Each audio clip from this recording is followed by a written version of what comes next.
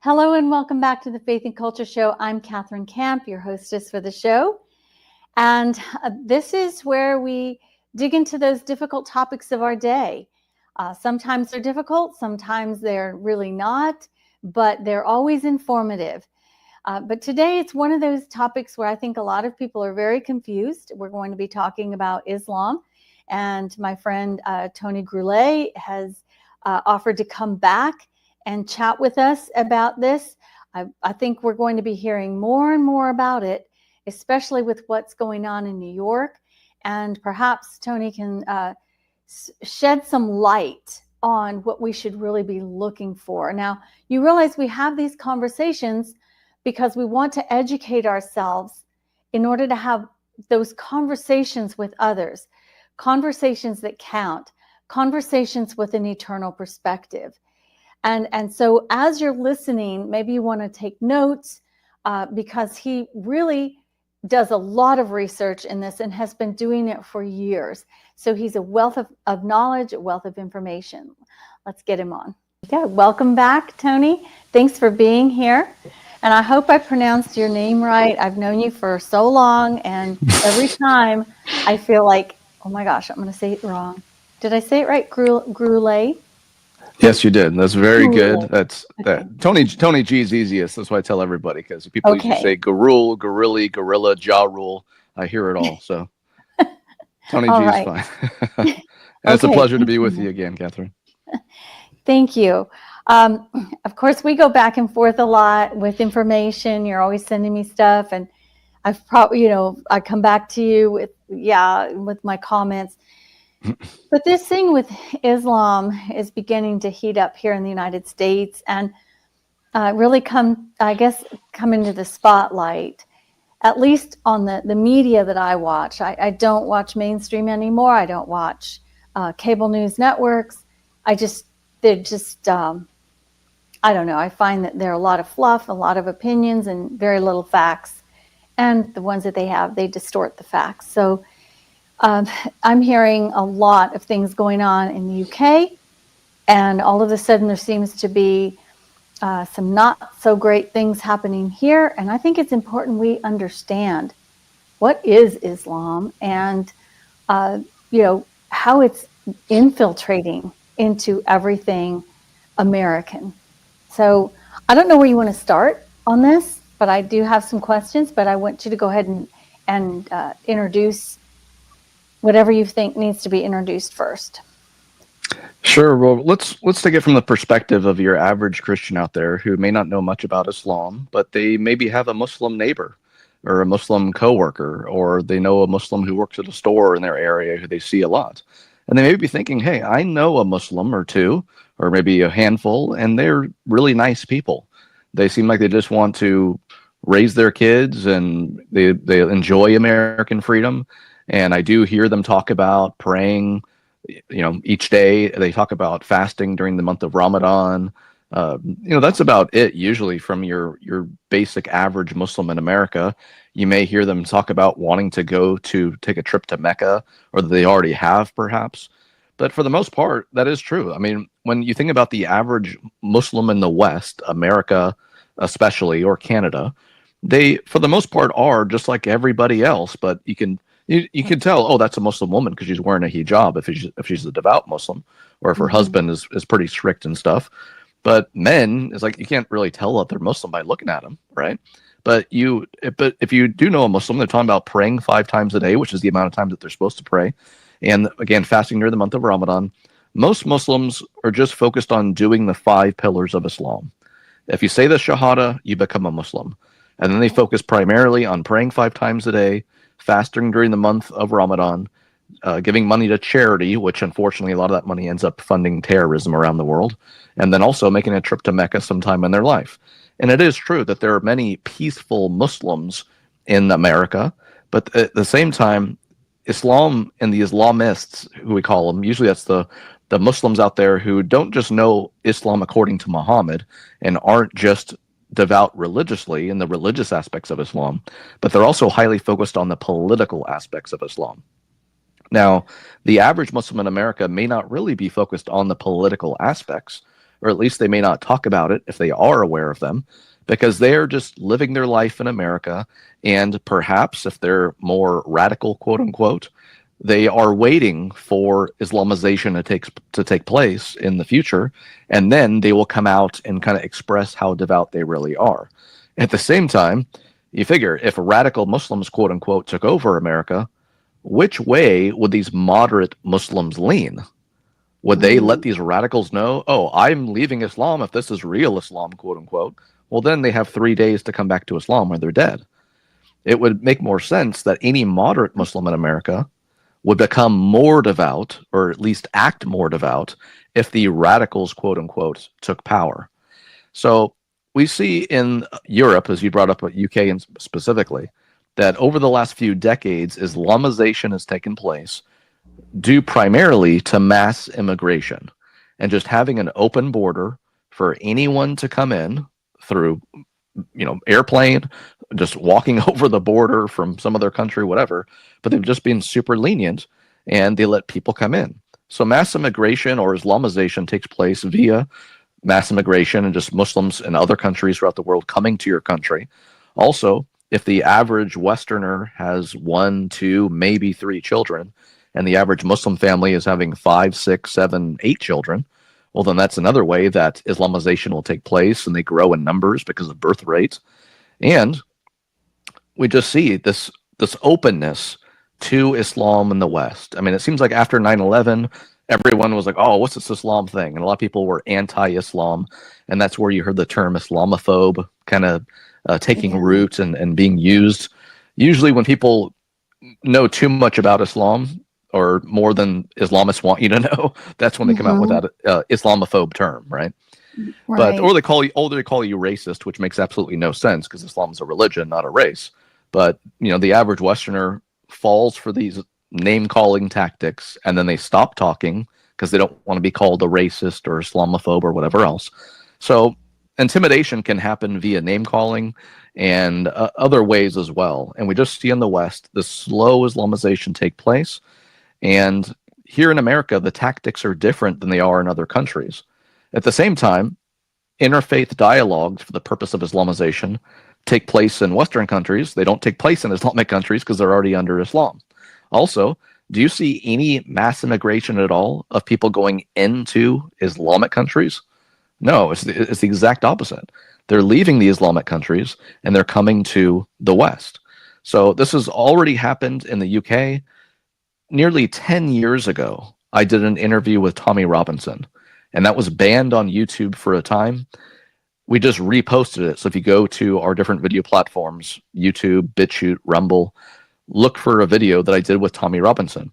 And this is an enhanced, cleaned up version of that interview that took place in 2016 of Tommy Robinson warning the West, warning them about Islamization, talking about the grooming gangs in the UK and all that young girls there have gone through, all that the parents have gone through if they just bring up the topic to the police, who seem to be totally pro-Islam. And that's another problem with the Islamization, is that the Islamists start to influence people in power, whether that be politicians or the police or whoever else, to where, like in the UK, the police will go arrest someone for like a tweet or a post on Facebook that is anti-Islam, quote unquote, and yet they won't even prosecute the groomers who are raping young girls, and all this been happening for decades. So Tommy, again, nearly 10 years ago, did an interview with me warning America about Islamization. Now, we see, as you know, Catherine, it's like every few months Islam's in the news for one reason or another. Yeah. It's either another terrorist attack here, terrorist attack there. It's something. It's this, this Muslim was a really nice guy. All of a sudden he became radical and he went and killed a bunch of people or whatever else. But the question is, what is Islam according to Muhammad? Because I mentioned a little while ago, your average Muslim neighbor or coworker or person at the store who seems like they're just wanting to live their life and raise their kids. Yeah. But do they define Islam? No, they don't define it. And in fact, they aren't a good Muslim, quote unquote, if they're not doing what Muhammad said to do. So I just told someone the other day, look, people need to understand that a good Muslim is a bad Muslim and a bad Muslim is a good Muslim. You either get that or you don't. but basically, if every Muslim in the world did what Muhammad said to do, there would be no question what true Islam is. And that's why people, when they say, oh, radical Islam, that's like an aberration of real Islam. Like Islam is really a religion of peace. But the problem, Catherine, is that the Islamists who are trying to Islamize the West and are very patient and methodical and are working and okay with 100-year Islamization plan, they will use the terms peace, freedom, justice, human rights. These terms, which sound great to Westerners, like, oh, I like peace, I like freedom. Mm-hmm. But Islam defines these terms completely differently. Yeah. Because when you ask, is Islam a religion of peace? I ask people, what do you mean by peace? You mean like peace and tranquility? Well, then no, it's not. Because in Islam, the term is aslam taslam, which is submit and you will have peace. In other words, if you become a Muslim, then you will have peace, quote unquote, because the early Islamic jurists who codified the schools of Islamic law, when we hear Sharia, that's Islamic law, and there's four major schools of Islamic jurisprudence, the Hanafi, Maliki, Shafi'i, Hanbali, Shafi'i, Maliki. I'm missing one. There's like 4 schools of Islamic jurisprudence. And basically the jurists who came up with these schools, they divided the world into 2 abodes, the Dar al-Islam and the Dar al-Harb. The Dar al-Islam is the places of the world that are under Islamic law. That's the house of peace, quote unquote. Okay. Because there is no opposition. That's why there's peace. The Dar al-Harb is the places of the world that are not under Sharia. And that's like the house of war. And that's all the places in America of the world that are not controlled by Muslims, and they're targeted for Islamization. Because the goal of Islam is to take over the world and have the entire world under Islamic law. Right. But you can't have Islamic law unless you have Islamization take place first. So any devout Muslim in the West who knows what Muhammad's life was like, they know that when he didn't have power, he didn't have a lot of followers, he didn't have money, he mainly spoke about religious matters. But as his followers grew, as he got more wealthy, as he got more power especially, then his preaching focused more on the political aspects of Islam than the religious ones. So like right now, in parts of America where it has not been Islamized at all, well, is any smart Muslim going to just go out and commit an act of jihad as far as a physical jihad? No, because what's going to happen? They're going to get arrested. They're going to go to jail. They're going to go to prison. Now, if they're an impatient Muslim, or if they're just trying to be devout, they may go do that.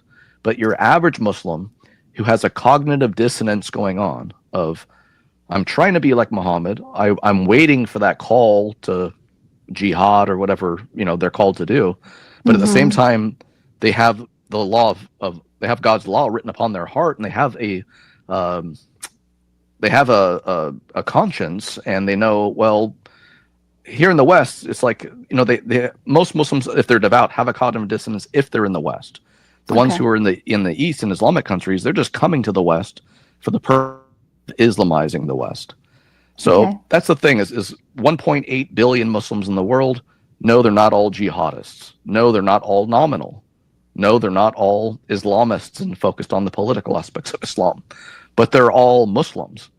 And the more important question is, which of these groups that I just named, jihadists, Islamists, nominal, cultural, all the different terms you may use for a Muslim who you know, how many of those groups are actually doing what Muhammad said to do?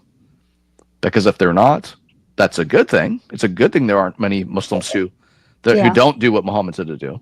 But they're not the measuring rod of Islam like Muhammad was, and as the Islamic primary sources are. So I hope that all makes sense. Well, it does to me, because I've been very interested in this for many years, and I was blessed enough to have an Islamic scholar as one of my professors at Southern Evangelical Seminary, which is where you are right now. Dr. Janasic? Yes. Yeah. Dr. Janasic is awesome. And yes, and so I did take a few of those classes along with world religion, along with definite just Islam. But I wanted to ask you, you talked about the jihad that they're supposed to be doing, and there might be some of them who are impatient. And are you familiar with what happened recently? I mean, I just heard a blurb about it this morning, because when I turned on the radio, they had already been talking about it. But apparently, in Texas, I think it was a Muslim cut off the head of his manager at work. If that happened today, I have not seen it yet. It must have been yesterday, or maybe it was even over the weekend, because when I listened to this, it was 8 a.m. In the morning, and so that's pretty early for something like that to happen. So anyway, it might have been this week. I don't know. I hadn't heard about it. I haven't heard a thing, but it was two attorneys discussing all of this. So anyhow, I just wondered, it made me think of that, because I thought, well, this was one of those who got impatient. Because he is in Texas and got impatient, became more devout, and if someone's like, "Oh no, Islam's the religion of peace," it's because they have the incorrect definition of what peace means according to Islam. It's the same thing with justice. I told someone recently, justice in Islam is defined by Sharia, and therefore it's better spelled just us, because it's just Muslims at the end of the day. And if you're not a Muslim in an Islamic country, you're not going to have justice, quote unquote. And human rights, that's defined by Islamic law. When they talk about human rights, they're going by the Cairo Declaration of Human Rights from the 1990s, not the UN Declaration of Human Rights that most people think about. So peace, freedom, justice, human rights, again, these are all terms defined differently by Islam. And all someone needs to do is look to the Quran and the biography of Muhammad, and then look to the New Testament. And if a Muslim just cut off the head of someone, which book, which sources does that fall under as far as what the founder of it taught? Did Jesus cut off the heads of people? No. Did Muhammad cut off the heads of people? Yes. And we see in Islamic countries today that are under Islamic law, they still behead people. That doesn't happen in Christian countries, quote unquote. Not that Christianity is supposed to be a theocracy at all. Jesus said, "My kingdom is not of this world." Right. But it's in Islamic countries that you see the beheadings of people. So, did this Muslim become more devout, or, as the Western media would try to say, oh, he became radicalized? Like, and then an Islamist is going to come on the news saying, "Oh no, Islam's a religion of peace." If he cut off the head of someone, well, he's not a true Muslim. But guess what? According to Islam's primary sources, he's following Muhammad to a T more than your nominal Muslim in America who loves American freedom. It would never want to live under Islamic law. So, anyone influenced by the Islamists are going to spin the whole thing, when in fact, that right there is a perfect example of what happens when a moderate, nominal cultural Muslim does what Muhammad said to do. Is the Quran taught beheading the infidel, the unbelievers, the kafir, and all that. So, yeah. And I'm glad you brought that up, because the definition of terms is very important. And in their religion, lying is fully acceptable if it's going to reveal something that shouldn't be revealed. And of course, decapitating people and the whole idea of taking over, they can't spoil the surprise, because then people might be awake to it and not let it happen. Oh yeah, yeah.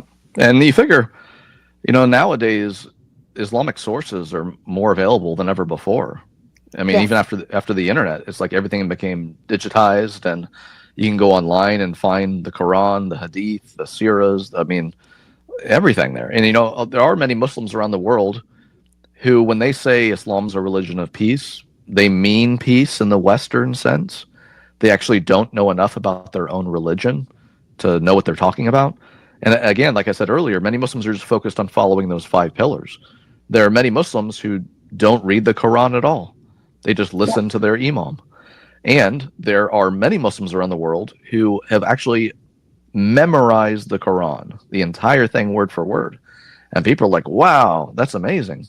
The thing is that only about 15% of Muslims in the world actually understand Arabic, which means you have a ton of Muslims around the world who have memorized the Quran.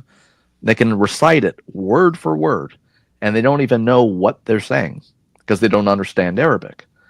It's just that they believe that Allah is pleased by you following these 5 pillars. Allah is pleased when you speak Arabic, whether you understand it or not.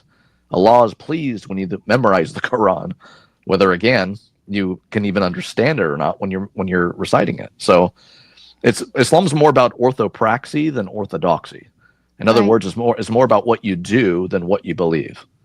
Yeah. Because they do have some beliefs, and there are common accusations against Christianity that they'll come up with, like, oh, the Bible's been changed, which is really a late claim against the Bible. That Muhammad made no claim about the Bible being changed.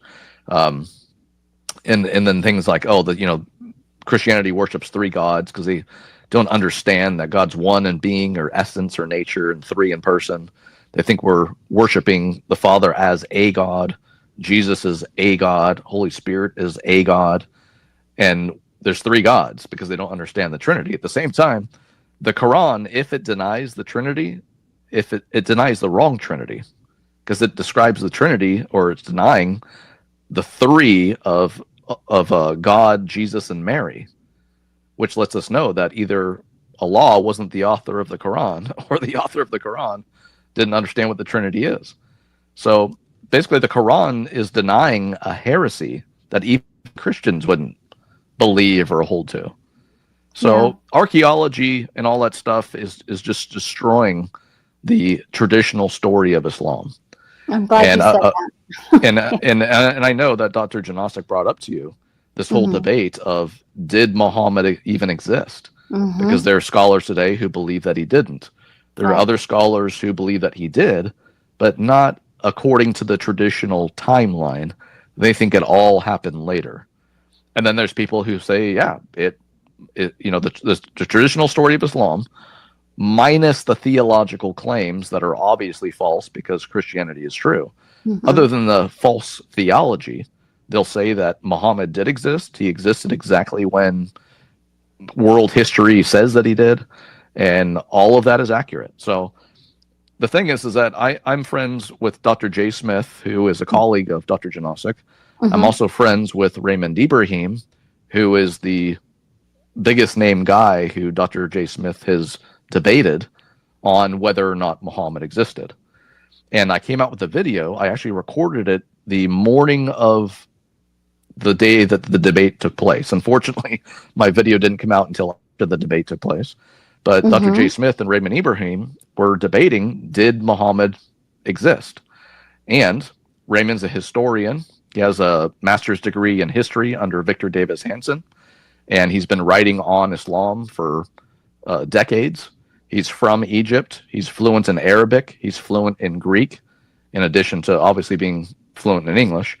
Dr. J. Smith has a PhD in Islamic studies, and is an expert on the polemic arguments against Islam and apologetics to Christianity and apologetics to Islam, as we call it. And they debated, did the Muhammad of Islam exist? And in the, and I'm going to pull up here while I'm talking to you about it, but sure. I made a, if I can find it, I may not be able to find it here. Basically, in that video that I made, letting people know that I'm neutral on whether Muhammad existed or not. Number one, because I know both Dr. J. Smith and I know Raymond Ibrahim. But also I said there are actually 6 reasons why it doesn't matter if Muhammad existed or not. And I also said 2 things that need to happen, whether he existed or not as well. And, and starting with those last 2 that need to happen, that is that all Christians should share the gospel with all the Muslims around them. Yeah. That needs to happen whether Muhammad existed or not. And Christians need to be doing apologetics and defending the Christian faith. Yeah. And they need to be able to do polemics if necessary or if they feel led to, which is critiquing aspects of Islam, and Muslims need to know why Islam is false. So these are the things that need to happen whether Muhammad existed or not. But some of the reasons why it doesn't matter if he existed or not is because Islamization of the world is still going to take place whether he existed or not. Jews, Christians, and other non-Muslims are still going to be persecuted by Muslims throughout the world, whether Muhammad existed or not. Yeah. Islamization is still going to take place whether Muhammad existed or not. And the Muslim Brotherhood and its front groups who are located throughout America are still doing what they're doing, and they still have that 100-year implementation of Islamization that they have ready, and they're okay with a patient, methodical 100-year plan. That Islamization is still going to take place whether Muhammad existed or not. So obviously I'm interested. I think the question is interesting. I enjoy learning the arguments for and against Muhammad's existence, when he existed, if he did, and so on. Just that in the back of my mind, I know it again, today, practically, it doesn't matter whether he did or not, as far as us going and just sharing the gospel with Muslims and letting people know about Islam according to Muhammad and what the primary sources say. Because if Muhammad never existed, but every Muslim in the world, which is roughly 1.8 billion, actually do what Muhammad, quote unquote, who's found in the primary sources, as it claims, if 1.8 Muslims do what Muhammad said to do in the primary sources, that's going to be really bad. And that's why I said it's a good thing that many Muslims have never read the Quran, have never read any of the other primary sources, don't do what Muhammad said to do, either because they have that cognitive dissonance going on, or they've left Islam in their mind a long time ago, but they're just not letting that publicly be known so that they're not persecuted by Muslims themselves, or whatever other reason. But there's also many Muslims here in the West who are not being deported because they aren't in a database, they aren't a known criminal to the U.S., but they have this worldview of wanting Islamization to take place. And you have many, terror cells and jihadists in the West who just aren't being jihadists, quote unquote, insofar as going out and physically fighting, either because they're patient and they're waiting for that call, that 0 hour, as we call it, for chaos to take place, or they're just waiting to see if a softer form of jihad can cause Islamization to take place. Because in the West, they don't need to use the sword because they have a bunch of ignorant Westerners who are just totally open to Islamization taking place. Right. They've influenced the politicians to where, these liberals, leftists, socialists, etc., are working with them because of their mutual hatred for the West and hatred for American freedom. And right now, I'm not sure how quickly people will be seeing this interview or how quickly it'll be available for people. But, in the next week is this election for this Mamdani guy in New York. Yeah. Who's running for mayor of New York. Yeah. And he has a lot of communist talking points. At the same time, he says he's a Muslim. And I actually just sent out a tweet today that he cannot be a devout, committed Muslim and a devout, committed communist at the same time, because those ideologies are mutually exclusive. Communism is just anti-God across the board, which is also anti-Allah. Right. And if anything, it's like the government's God, quote unquote, or it's a one political leader is seen. Communism is like, it's just anti-God, or again, the government is God, the state is God at most. Right. But as far as theology, well, no, there's anti-God. Where in Islamic countries, you don't have any communists in power. If you're not a Muslim, you're not in power. So again, the communists, socialists, all the red, as we call them, are working with the Islamists in the West temporarily. But they're not going to work together forever. At some point, they're going to turn on each other. And one of a few resources I wanted to mention, just two of them, is episodes 38 and 39 of our TV show and podcast, which is called Radical Truth. Okay. So people go to our website, radicaltruth.net. You can click on where it says podcast or audios and then videos. It'll have all the platforms that our podcast and videos are on. Whether you like to listen to stuff or watch stuff, go and listen or watch to episodes 38 and 39, which is called Islamic Fascism. Because in that, I talk about the history of Islam. I talk about the relationship between Muslims and the Nazis around the time of Hitler, and how even since then, even with Iran, which is Shia, which a lot of people are, Shias and Sunnis, they don't get along. They're enemies, stuff. Even they work together in the West for the common goal of Islamization, even though Sunnis and Shias are against each other at the end of the day for many reasons. And Said Qutb, who was the theologian of the Muslim Brotherhood, his book actually inspired like the Ayatollahs in Iran, who again are Shia, but they liked his teachings as far as Islamization taking place. And this whole, Palestine, Israel thing, I've done a lot of things on all that, letting people know that, Palestine, that's existed for a long time. Since the 2nd century, when the Roman Emperor Hadrian, out of spite for the Jews, called Judea and Galilee and Samaria Palestina. But it wasn't Palestinian, as people think of today. It was after the Philistines. Palestina or Palestine after the Philistines. And this whole spin. And this whole spin that Palestinian means Arab in general, or Palestinian means Muslim in particular, that propaganda is less than 100 years old, because it started with a man named Haj Amin al-Husseini, who was the Grand Mufti of Jerusalem in the he lives in the 60s, I believe, and he was a disciple of Hassan al-Banna, who created the Muslim Brotherhood in 1928. So it's before even the 60s, but Haj Amin al-Husseini, he was actually the uncle of Yasser Arafat. And al-Husseini was the father of Palestinian nationalism, spinning that Palestinian term, which originally referred to anyone who was born and living in that land, which meant back in the day, the term Palestina, or Palestinian, referred to Jews, Muslims, Christians, because you had Palestinian Muslims, you had Palestinian Christians, you had Palestinian Jews. It was more of a geographic place, exactly, not a people, is what you're saying. Okay, right? Because even I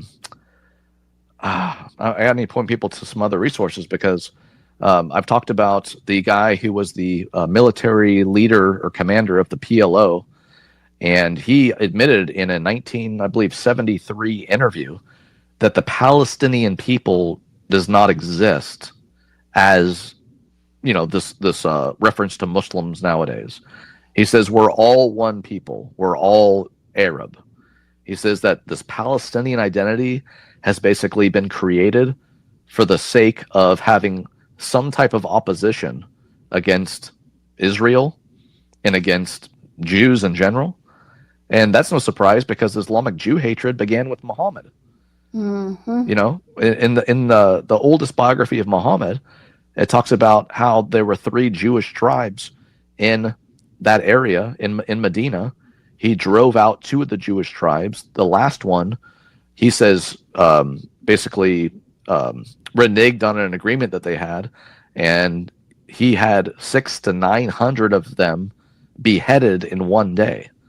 Yeah. So again, the beheading of Jews in particular, or the beheading of non-Muslims in general, began with Muhammad in Islam's primary sources. So when a man in Texas beheads his manager, and this guy is a Muslim, Mm-hmm. that's not surprising at all. It's just history coming to the present as far as the actions of devout Muslims. And that's just another reason why we need to share the gospel with Muslims, and I never point them to Islam's primary sources. If I'm talking with a Muslim and they don't bring up the Quran, I don't bring it up. Why would I bring up the Quran, a book that I don't believe in, a book that I don't desire to give any credibility to at all? Right. I don't even bring it up. I point them to the gospel. If they then say, oh, the Bible's been changed. Okay, well, now I do apologetics to defend Christianity and let them know that the Bible hasn't been changed. Right. But it isn't until they bring up Islam that I do polemics. And again, I don't by default go to the Quran when I'm talking with a Muslim. Why point them to sources that I don't want them to read anyway? I'm pointing them to the gospel. So again, there's so much to unpack. I mean, we could talk for 10, 15 hours easily on all these different topics. But the thing is that the average Westerner doesn't really know anything other than, oh, my Muslim coworker is really nice. Yeah. And we're bullied into this, obviously, this political correctness, tolerance of just about anything, that if we dare say like the truth, no, a true Muslim is called to get rid of anybody. It's what is it called? There's the lesser jihad and the greater jihad, and there's fatwa. Yeah, the fatwa is more like a death sentence towards an individual. Okay. The greater jihad and the lesser jihad, basically, there's a verse in the Quran that says that Muhammad is basically referring to him, going off to battle and then coming back, per se, and saying that he left the lesser jihad for the greater jihad. And basically, the lesser jihad and greater jihad, one is referring to kind of jihad in the heart, in the mind and the heart, and like an internal struggle, and then the other one is an external struggle. And the external struggle is what people would think, oh, that's like physical fighting jihad. And then this internal struggle, this spiritualized jihad, they'll say, oh yeah, that's the better jihad. That's actually what Islamists will say in the West. If the word jihad's brought up, they'll say, oh yeah, that's an internal struggle. The problem for them is that when you look to the Quran and you look up the word jihad, and every single time that it's mentioned, 90% or more is referring to the external jihad, the physical fighting. So yes, the internal is a form of jihad, but guess what? Jihad technically is anything that furthers the cause of Islam. So struggling internally to be a good Muslim is jihad, yes, but guess what? Building mosques is jihad, because that's to further the cause of Islam. You're taking territory. Yeah. Having a dawah table at a fair and giving out free Qurans to people, that's a form of jihad, because that's to further the cause of Islam. So people need to understand that jihad's anything that furthers the cause of Islam and Allah, and physical jihad is talked about in Islam's primary sources, but is almost nowadays a last resort. Because before Muhammad would go and fight with someone, he sent them he kind of invited them to Islam. That's what dawah is, inviting them Okay. to Islam, and if they reject it, then they will go and fight them. So basically, we see that in Muhammad's life, and you got to think of it that way when we look to the West right now. The West is open to the idea of Islam. It's Mm-hmm. open to the call to Islam. Mm-hmm. So you can think of it simply as the most devout Muslims out there, the jihadists, the Islamists, there's no reason to get involved in physical fighting jihad because Westerners are accepting the call to Islam Yeah. of, hey, look, the three Abrahamic religions, Judaism, Christianity, Islam, oh, we have so much in common. Mm-hmm. Those conversations only take place in Western countries where the goal is Islamization. You don't have interfaith dialogues in Saudi Arabia. You don't have interfaith dialogues in Iran. Right. There's no point. There's nothing to gain. They're already under Islamic law. So the interfaith dialogues is just a Western tactic, just like the dawah tables and giving out Qurans, just like the infiltration of politicians, both Republican and Democrat, who the Islamists are buddy with Mm-hmm. in order to make sure that they, as politicians, downplay true Islam according to Muhammad. Yeah. That they call these terrorists. Oh yeah, he became radicalized, which means not Islam or not Muslim or whatever. Right. So, and they're just totally spin it like everything else. Like everything else. Yeah. And okay, so this whole thing with Muhammad, there's no historical backing for his existence. I have not heard Ibrahim's,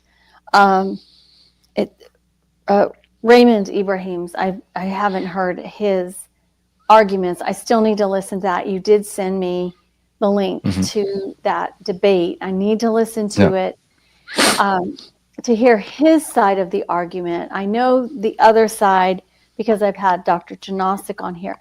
But we've also got the Mecca, which is a big deal to them, and they connect Muhammad to Mecca. And we've got the Quran, which it's a mess. The Quran, like you say, there's so many problems with that as well, historically, literarily, the whole thing. So, excuse me, my question to Dr. Janosic, okay, you're knocking down all their pillars, everything that they believe in. You just said to us at the beginning of this discussion that they, even if he didn't exist, even if the things don't exist, it has become more like, it sounds like to me, an ideology that they don't really understand what they stand for. So I did ask Dr. Janosic, when all these pillars fall, what then?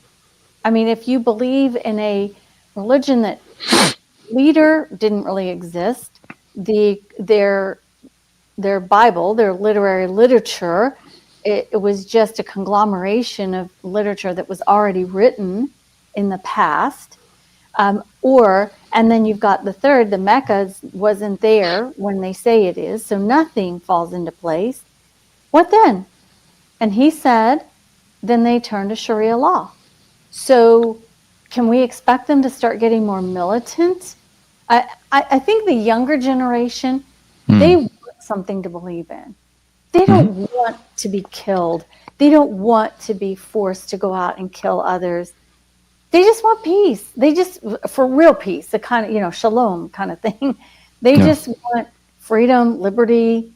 And so I don't think it's so much them unless they've been going through a school of Islamization, and they believe all these things and they want to take over. What should we be doing? I know we need to be sharing the gospel and we can't shy away, but what are your I guess, suggestions. How can we do this, deal with it, and tell others, even tell our own politicians, like, hey, we need to educate them. Yeah.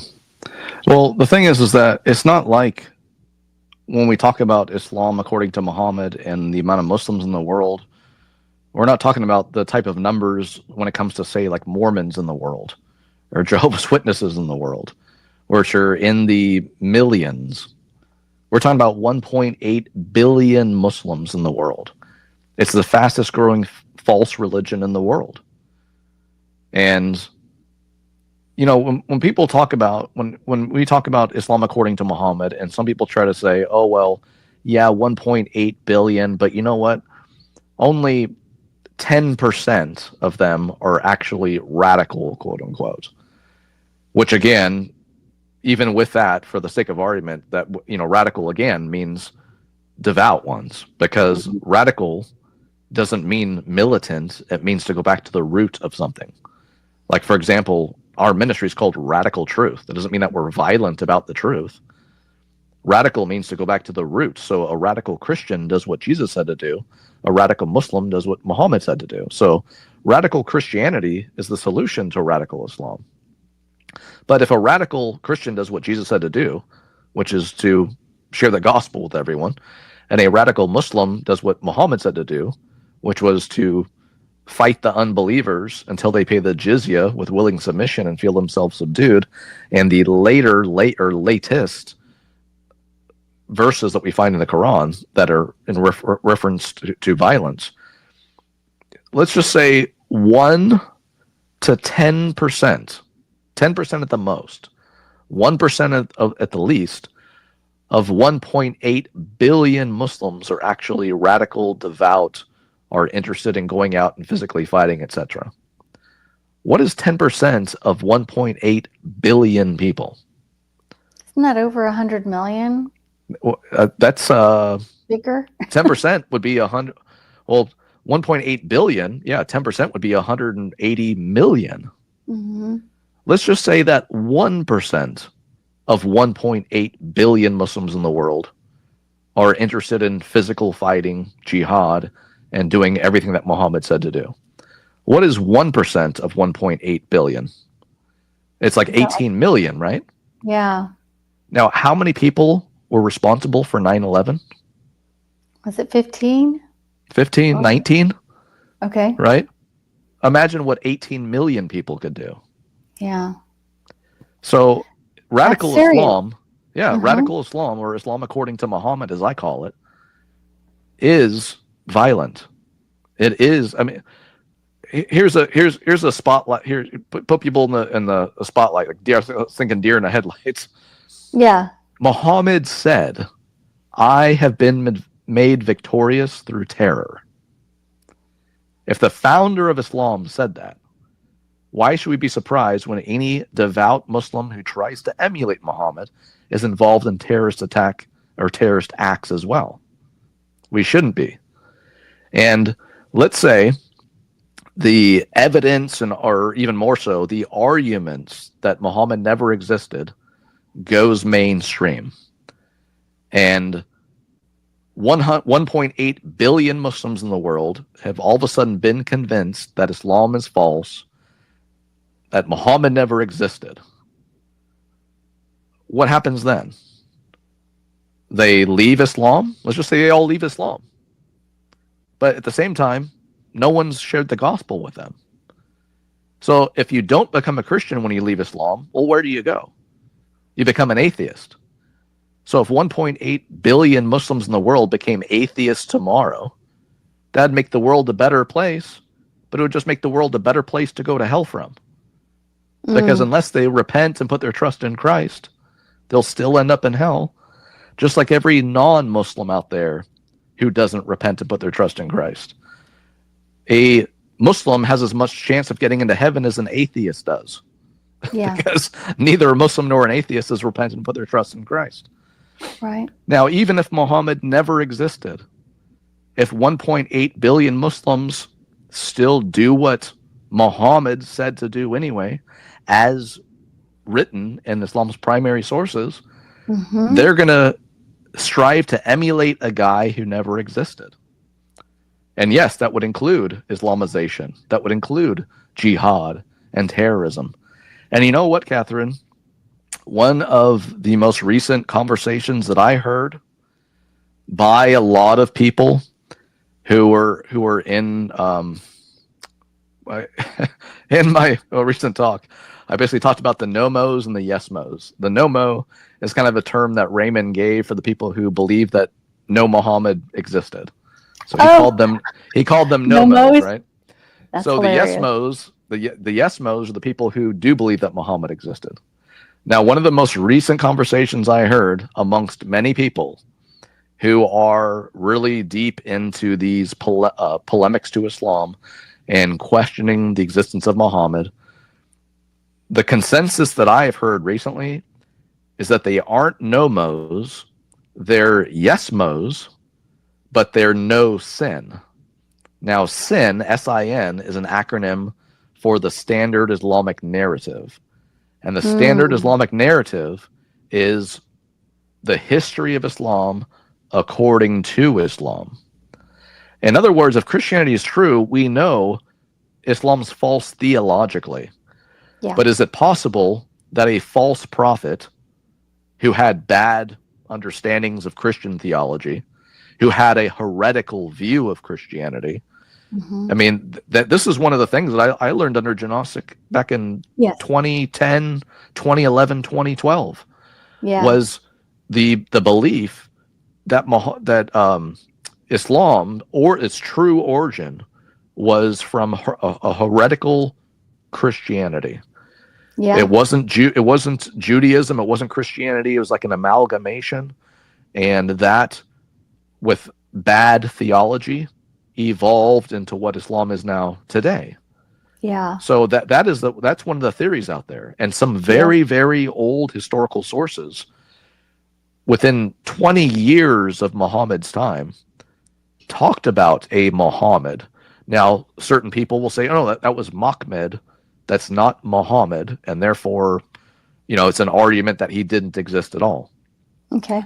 It's what I would say is, number one, look at my video, and people can find it on all of our channels and our podcast, and it's called "Before and After the Debate: J. Smith versus Raymond Ibrahim," because in there I give that 8-point list of 6 things that are going to happen whether he existed or not. Whether he didn't exist officially or he did exist officially, these 6 things are still going to happen. And again, 2 things need to happen, and that's that all Christians need to share the gospel with Muslims, because whether they're devout or nominal, whether they believe Muhammad existed or they're not sure, they need the gospel, because that's the solution to all of this. Yeah, it is. So as far as what should Christians be doing, Olin Giles and I recently created a brand new workshop for churches. And this is for any church in the U.S. who says, we want you to come to our church and we want you to explain Islam according to Muhammad so that we're aware of it, so that whether he existed or not, we know we know the threat of Islam according to Muhammad. Right. Because even if he didn't exist, but every Muslim acts like he did, there is a threat to the West. Yeah, because the goal of the world. Yeah. Yeah, because the goal is worldwide Islamization and for the whole world to be under Islamic law. So, in this workshop called Grace and Truth, which we have actually a workshop taking place in November 15th in Pensacola, Florida. That's our first workshop at a church that's already booked. And basically we cover in depth the gospel, apologetics, and polemics. But we also talk about the threat of Islam according to Muhammad, and we explain that to people. So it's I've come up with all kinds of presentations. He's come up with all kinds of presentations. This is the first one we collaborated on together. So basically, whether a church has me go or a church has him go, they're going to get the same meaty material and the same core material. But it's not only we not only focus on the gospel overall and make sure that the gospel is clear to anyone who's at the church, because of course there could be non-Christians who are coming to your church. So we make sure that they understand the gospel entirely and completely and clearly. But also we get into some history about Islam according to Muhammad. Again, apologetics, because all Christians need to be defending the Christian faith. And we also talk about some polemics so that Christians can be conversant on critiquing Islam if they have a Muslim neighbor, coworker, whoever. But this is the most well-rounded workshop a church could have, not just talking about the negative aspects of Islam, like even an atheist could do, but we actually have the solution there of the gospel, apologetics, and polemics. So Grace and Truth is the workshop that's now available. Again, if anyone's in Florida, Pensacola area, that's taking place in November. And people can email us at info@radicaltruth.net if they want any more details about it, or if they have any questions about it in general. So that's the solution, I would say, to or for churches in particular. Is pastor saying we need to get our people knowledgeable to a degree about Islam. We also need to get them knowledgeable on how to reach Muslims in our area with the gospel. The thing is that I know there's already pastors out there who are thinking, oh, well, we don't need this. We don't have any Muslims in our area. Okay. It's not if, but when that you are going to have Muslims in your area. And you never know. Your congregation, they work, and they at their place of work, they may have Muslims. And it's not like all Muslims live in one little area. They don't. They could be next door. And like you said, Tony, they just look like a nice person, and they have a family, but you don't know where their heart is. Yeah. And that's the solution for churches in particular. And the thing is that some people may think, oh, well, there are no Muslims around here. There's not even a mosque around here. They may be thinking to themselves. And guess what? All of a sudden, their child or their grandchild says, oh, guess what, Mom and Dad? Guess what, Grandma, Grandpa? I'm Muslim now. And they're like, well, what do you mean? Like, are there any Muslims at your school? No. Well, are there Muslims at your work? No. Well, why would you be a Muslim? And guess what they might say? Oh, I've been watching YouTube videos. And it's a religion of peace. And they have structure. But because anyone with an internet connection can go on YouTube and they can find videos of Muslims doing dawah and calling people to Islam and giving arguments for Islam that, of course, fall apart historically, theologically, archaeologically, and so on. But the average person who hasn't studied Christianity and apologetics, they're not going to know, oh, well, that's false and this is why. Right. They're just going to soak it up like a sponge. Yep. So if you know that there are 1.8 billion Muslims in the world, that Islam's the fastest growing false religion in the world, that you look to Europe and you see what's taken place over the last three decades, and you realize that France will become a Muslim majority country by the year 2050, and these countries are going to be completely Islamized. And they're moving into our country big time. And they're focusing on the conservative states in America. Yeah.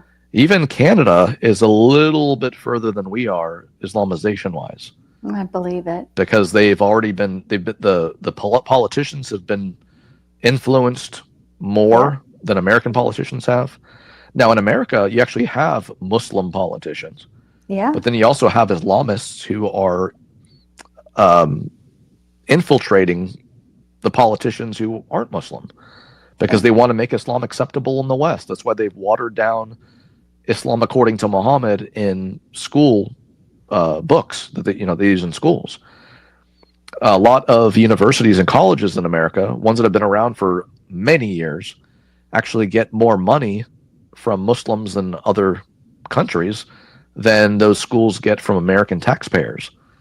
So if leaders of Muslim countries who give money to American universities say, hey, let's water down Islam in your school books that you use, well, then that's going to open up more American college and university students to Islam, like, oh, it's a religion of peace. And they're thinking peace in the Western sense of the term, right? Right. And then they're reading about, oh, yeah, Muhammad was all about justice. And again, they're using the Western sense of the word justice.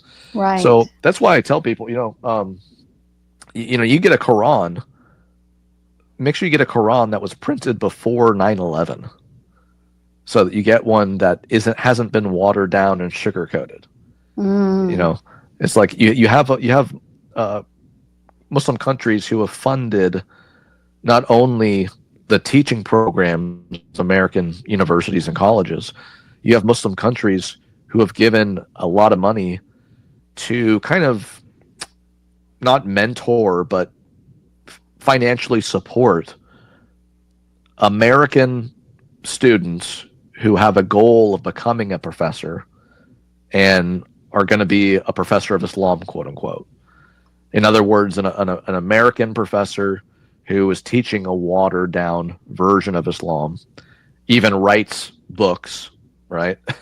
And can become a popular author to people. And anyone who reads that is going to get a watered down version of Islam. Yeah. They're not going to learn Islam according to Muhammad. Right. And we're getting the same thing in infiltration of the CCP and Marxism in colleges. That's well documented, especially at Columbia University. They're not alone. It's everywhere. Gosh, Tony, we could talk, like you said, for hours and hours. Next time we get together, everyone, we are going to try, if Tony's ready. If not, I'll ask him to talk about more of this because there's little hidden things that he said you may not have picked up on that literally are coming to the fore in New York with this Muslim that it really looks, I mean, they've hoodwinked so many people. Americans are lazy about doing their research, even going to his own website to see what his web page says, what he wants to do. Catherine, can I give a couple of resources real quick? Please do, please. Yeah. So I mentioned earlier episodes 38 and 39 of our TV show, the Radical Truth TV show and podcast, and that's called Islamic Fascism Part 1 and Islamic Fascism Part 2. So in those two videos, I give a bunch of history, and I have visual slides behind me on this monitor here that you will see in those as well. And that is a video resource for anyone who wants to watch. They're more of a viewer than a listener or a reader. For anyone out there who's a reader, I would highly suggest this book called Islamic Fascism by Hamad Abdel Samad. Looks just like this. And I told you about my friend Raymond Ibrahim, who's from Egypt and fluent in English, Arabic, and Greek. Hamad Abdel Samad is also from Egypt, but he's actually fluent in English and Arabic and German. And he actually will give you a bunch of history of the relationships between the Nazis and the Muslims. And he'll get more into the communist, when you think about Mamdani and just other people in the West who's like, oh, they're almost like socialist Muslims or communist Muslims. Vladimir Lenin said the goal of socialism is communism. Yeah. And if you know that communism's anti-God, as I tweeted today, Mamdani can't be a devout, committed Muslim and a devout, committed communist. He can play both sides. And again, it's completely obvious that the red and the green, this red-green alliance of Muslims and socialist, communists, and so on, have an alliance temporarily. But Hamad Abdel Samad in this Islamic Fascism book will go into a lot more about that. Again, he's fluent in Arabic, English, and German, so he'll get into the German Nazi resources and stuff a lot in this book. But primarily, I would have people, if they want to watch or listen, have them listen to this interview, have them go to our platforms. The three oldest presentations I made that I gave at political groups were Unveiling the Facts of Sharia, which is a 45-minute, hour-long presentation on Islamic law and what that entails, how Sharia is not compatible with the U.S. Constitution and Bill of Rights. Another presentation is called The Muslim Brotherhood, Origin, Identity, and Agenda. That goes into the guys who are wearing suits who have the same goal of Islamization as the guys physically fighting the jihadists. It's just that the jihadists are impatient and they have a different methodology than the guys wearing suits who are patient and have that more peaceful Islamization, although their end goals are the same. Mm-hmm. The newest presentation that came out in 2019 that actually I was banned on Vimeo shortly after this was added to it was Lights Out When Islam Rules America. Very and good. In that I talked about mass immigration for the sake of getting more voters who are going to vote for whoever promises them the most free stuff. I talked about jihadists coming into the country. I talked about the 4 areas of American society being Islamized: education, immigration, government, and churches. And again, we have a whole ton of resources. Just send people to our website, radicaltruth.net, and you can find everything. Email us if you have any questions. Yes, there's so much information, and everything you said, Tony, is so important. Even if you don't have a Muslim neighborhood or people nearby, the internet comes right to your door and inside your child's room or your young adult's room or their dorm room. So anyhow, always, Tony, thank you so much. I know you've got chock block. You're doing so much right now, and it's all for the kingdom of God, and it's awesome. And I thank you. And everyone, next time, hopefully what I was going to say is I hope we talk about, we're going to try to get to who will be the final Antichrist, which that's your fault, Tony. You brought that up to me. And so I'm not going to let it go. And I've been busy ever since I brought it up. I know. It's okay. We'll get to it when it's meant to. All right. Well, God bless you. God bless your ministry. And I really highly suggest everyone go out and look at his resources and check out the church offerings that Tony has come up with. Thank you so much, Catherine.